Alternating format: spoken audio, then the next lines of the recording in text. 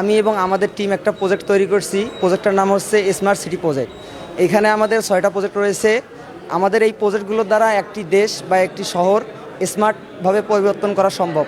বর্তমান সরকার তারেক রহমান যে পদক্ষেপ নিয়েছে এই স্মার্ট সিটি গড়ার লক্ষ্যে, আমাদের এই প্রজেক্টটি তার একটা ডেমো হিসেবে আমরা তৈরি করছি। আমি এখন পুরো প্রজেক্টটি উপস্থাপন করে দেখাইতেছি। আমাদের এইখানে 2টা প্রজেক্ট রয়েছে। একটা হচ্ছে অটোমেটিক রোড লাইট সিস্টেম এবং ট্রাফিক সিস্টেম। সঙ্গে আরও 2টা প্রজেক্ট রয়েছে, অটোমেটিক ডাস্টবিন ম্যানেজমেন্ট সিস্টেম এবং বন্যা মনিটরিং সিস্টেম। এবং সাথে আরও 2টা প্রজেক্ট রয়েছে, একটা হচ্ছে অটোমেটিক ফায়ার সেন্সর সিস্টেম এবং automatic gas sensor.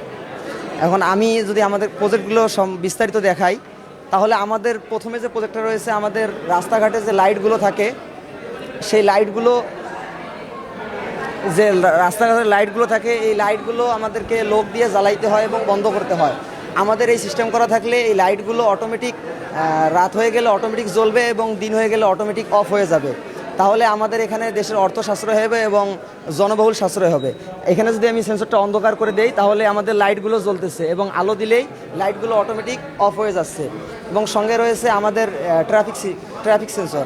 Traffic police দ্বারা এটা নিয়ন্ত্রণ করতে হয়, আর আমাদের এই সিস্টেমের মাধ্যমে করতে গেলে এখানে কোনো ট্রাফিক পুলিশের দরকার নাই। আমরা শুধুমাত্র সেন্সরের মাধ্যমে এটা করতে পারবো। এখন আমাদের এটা হচ্ছে ব্যস্ততম রোড, এটা সাধারণ সড়ক। ব্যস্ততম রোডটাকে সবসময় ছেড়ে দিয়ে রাখবে এবং সাধারণ রোডটাকে বন্ধ করে দিয়ে রাখবে। ব্যস্ততম রোডে গাড়ি আসলেও পার হয়ে যেতে পারবে, কিন্তু সাধারণ রোডে গাড়ি আসলেও সাধারণ রোডে পার হয়ে যাবে। সাধারণ রোডে গাড়ি আসলে ব্যস্ততম রোডটাকে বন্ধ করে দিবে এবং সাধারণ সড়কটাকে খুলে দিবে। এখন একসঙ্গে যদি 2 রোডে গাড়ি আসে, সেক্ষেত্রে কি করবে? যেহেতু আমাদের এই রোডটা ব্যস্ততম রোড, সেক্ষেত্রে ব্যস্ততম রোডটাকে আগে প্রাধান্য দিবে। ব্যস্ততম রোডটা চলে গেলে তারপর সাধারণ সড়কটাকে আবার খুলে দিবে। এখন আমাদের এইখানে রয়েছে ডাস্টবিন ম্যানেজমেন্ট সিস্টেম এবং বন্যা মনিটরিং সিস্টেম।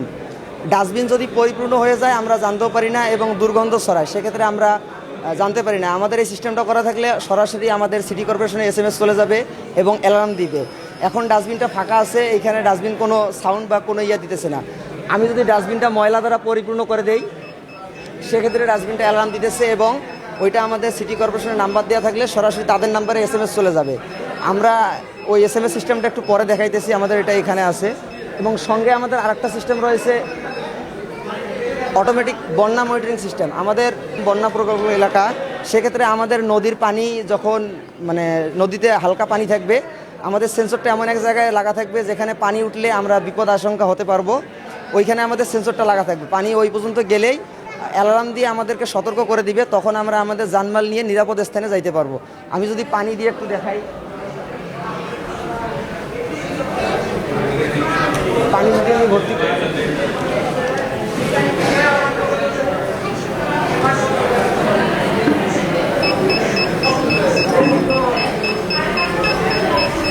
এখানে পানি ভর্তি করে দিলে আমাদের অ্যালার্ম দিতেছে এবং আমরা তখন নিরাপদ স্থানে গিয়ে আশ্রয় নিতে পারবো এবং আমাদের জানমালকে রক্ষা করতে পারবো। আবার যদি পানি আমি আগের স্থানে দেই,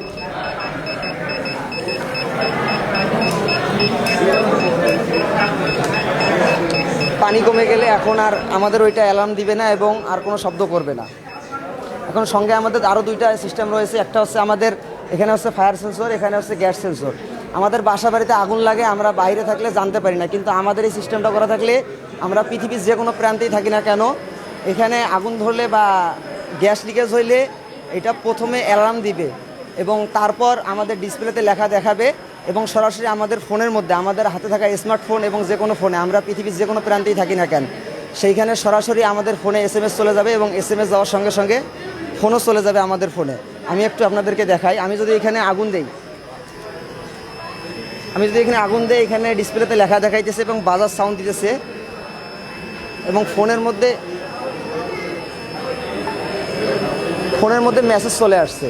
এখন কিছুক্ষণের মধ্যে একটা ফোন চলে আসবে, এই যে ফোনটাও চলে আসছে। তাহলে আমরা এই সিস্টেমটা করা থাকলে আমরা যদি এই নাম্বারটা আমাদের ফায়ার সার্ভিস কর্মী বা নিরাপত্তা কর্মীকে দেই, তাহলে ওরা ট্র্যাক করে আমাদের আগেই আমাদের বাসায় গিয়ে আমাদের জানমাল নিরাপদ করতে পারবে এবং রক্ষা করতে পারবে। আমাদের সেই সঙ্গে আরও একটা রয়েছে, এখানে আমাদের রান্নাঘরে গ্যাস লিকেজ হয়। গ্যাস লিকেজ হয়ে গেলে আমরা জানতে পারি না, কিন্তু আমরা যদি সুইচ দেই সেক্ষেত্রে বড় ধরনের দুর্ঘটনা ঘটে। এখানে যদি আমাদের গ্যাস লিকেজ হয়, গ্যাস লিকেজ হলে ফ্যান দিয়ে, এক্সস্ট ফ্যান দিয়ে ঘর থেকে বাতাসগুলো বের করে দিবে এবং অ্যালার্ম দিবে এবং ডিসপ্লেতে লেখা দেখাবে, সেই সঙ্গে ফোনের মধ্যে SMS চলে আসবে এবং কিছুক্ষণের মধ্যে একটা ফোন চলে আসবে। এই যে ফোনটাও চলে আসছে। আমাদের এই ফোনটা 15 সেকেন্ড চলার পর তারপর অটোমেটিক ফোনটাও কেটে যাবে এবং বাজারটাও বন্ধ হয়ে যাবে।